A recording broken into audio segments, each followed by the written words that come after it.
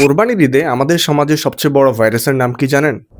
মানুষ কি বলবে সিনড্রোম। অনেকেই এখন কোরবানি আল্লাহর সন্তুষ্টির জন্য দেয় না, বরং দেন ফেসবুকে প্রোফাইল পিকচার আপলোড করে আত্মীয় স্বজনদের খোঁচা দেওয়ার জন্য।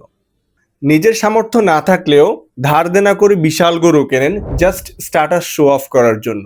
হয়তো নিজের রিয়েল বাজেট ৭০,০০০ টাকা, কিন্তু লোক দেখানোর জন্য ১,২০,০০০ টাকা দিয়ে গরু কেনেন। কারণটা কি? ফেসবুকের ছবি, সমাজের প্রশংসা এবং মানুষের বাহবা। বিহেভিয়ারাল সাইকোলজির ভাষায় একে বলে সোশ্যাল ভ্যালিডেশন ডোপামিন রাশ।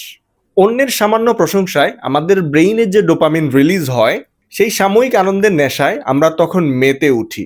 কিন্তু ঈদের আমেজ শেষ হতেই শুরু হয় আসল খেলা। ফাইন্যান্সিয়াল স্ট্রেস, ধার দেনা শোধের চিন্তা এবং মানসিক ডিপ্রেশন। ভাই, কোরবানি একটা ইবাদত, জিপিএ 5 পাওয়ার কম্পিটিশন না। স্মার্ট মানুষ কখনো অন্যকে ইমপ্রেস করতে গিয়ে নিজের আর্থিক ভবিষ্যৎ ধ্বংস করে না। আপনি আপনার সামর্থ্য অনুযায়ী একটি ভালো কোরবানি দিন। লোক দেখানোর জন্য অতিরিক্ত খরচ করার প্রয়োজন নেই, যা আগামী বছর আপনাকে কোনো মানসিক চাপ ছাড়াই কোরবানি দেওয়ার সামর্থ্য এনে দিবে। কারণ কোরবানি ত্যাগের উৎসব, নিজেকে ফাইন্যান্সিয়ালি কোরবানি দেওয়ার উৎসব না। আপনার মতামত কি? নিজের সামর্থ্যের বাইরে গিয়েও অতিরিক্ত খরচ করে কোরবান দেওয়া কি উচিত? কমেন্টে জানান।